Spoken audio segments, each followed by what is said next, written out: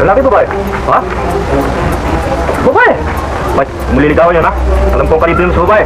Nakilala siya sa galing niya sa mga umaatikabong bakbakan, ang aktor na tampok natin sa bidyong ito. Tara, samahan niyo kung balikan ang naging karera niya sa pelikulang Pilipino.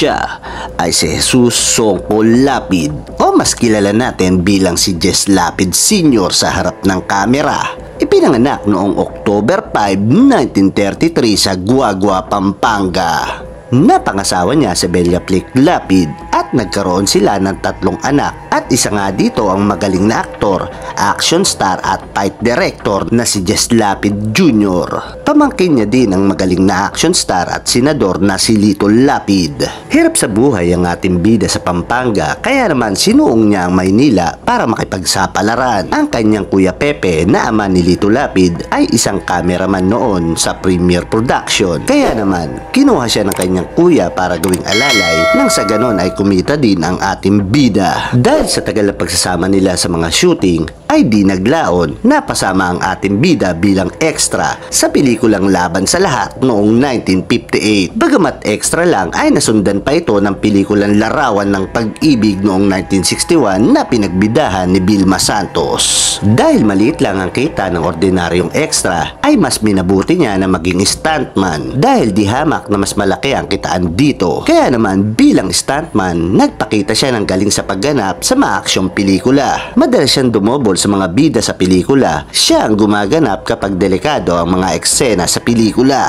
gaya ng pagtalon sa bangin, pagkahulog sa kabayo at kung ano pang di pwedeng gawin ng pangunahing bida para di maantala ang paggawa ng pelikula. Kadalasan, siya ang kadobol ni The King FPJ. Kaya naman, sa tagal ng pagsasama nila ay naging magkaibigan na ang dalawa. Dahil nga sa alam ni The King ang kalibre ng ating bida, binigyan siya ng pagkakataong mapasama sa pelikulang Pasong Diablo noong 1961. Agad na napansin ng mga manonood at mga katrabaho ang galing nito sa pagganap, hindi lang sa pagiging stuntman. Kaya naman, noong 1964 ay nagkasunod-sunod na ang mga proyektong alok sa kanya. Ilan sa mga pelikulang kanyang pinagbidahan na talagang pumatok sa takilya ay ang Ito ang Lalaki, Deadly Brothers, Bilis at Tapang at Nardong Kidlat. Dahil sa pinamalas niyang kakaibang estilo sa aksyon, ay nagtuloy-tuloy pa ang paggawa nito ng pelikula. Nariyan pa ang Huling Baraha noong 1966. Kidlat Meet Gringo noong 1967, Leon Guerrero Laban sa 7 Kilabot noong 1968 at marami pang iba.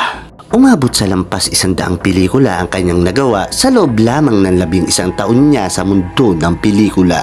Ang kahuli-huli ang pelikulang kanyang ginampanan ay ang Cimarron Brothers noong 1968 kasama si Jun Aristorenas. Dahil matapos nito, noong July 30, 1968 ay nagkaroon ng pangyayaring kinagimbal ng marami. Siya ay walang awang binaril hanggang sa mamatay sa isang nightclub sa Quezon City. Bago pa ang nasabing pamamaril ay nagkaroon pala ng pangharas at tangkang pagkidnap ng mga kalalakihan sa pamangkin ni Jess na si Nancy Roman na isa ding artista. Agad na sinaklolohan ni Jess at sinampal ang isa sa mga ito. Binantaan si Jess bago patuluyan nagsialis ang mga kalalakihan.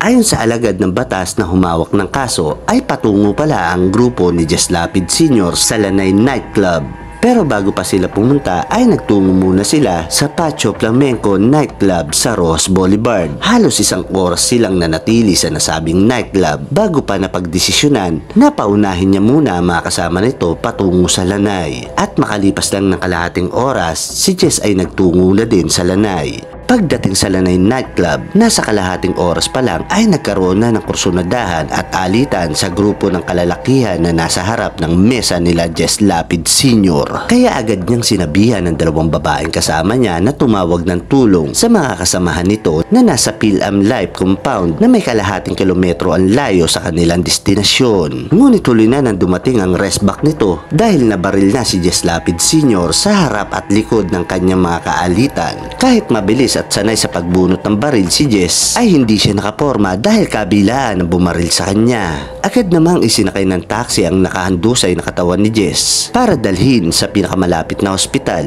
Mabilis na dinala si Jess sa National Orthopedic Hospital, ngunit idineklara na din na siya ay dead on arrival. Agad namang nahuli ang 5 salarin dahil itinuro sila na nasakyan nilang taxi driver. Nadawit ang grupong Big Four dahil isa sa mga salarin na si Mariano Henson ay bayaw ng isa sa Big Four.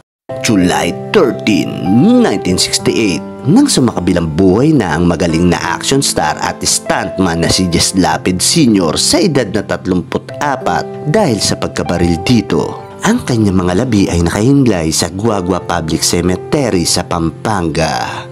Nagluksa ang lahat ng naiwang tagahanga, kaibigan at mahal sa buhay ng yumahong aktor.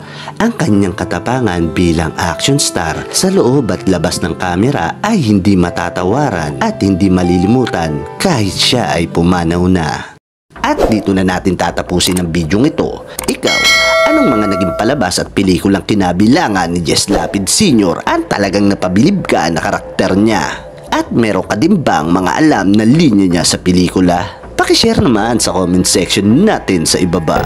Ako tur ko, huwag umidaw dyan sa kalokohan mo, ha? Di ba pinilit mo lang sumama sila? Ha? Nagsabi mo, papatyan pa ako? Hindi ba? Ha?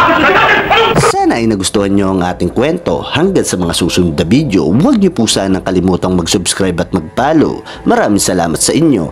I-share nyo po sana ang bawat nilalabas kong video. Hanggang sa muli, paalam!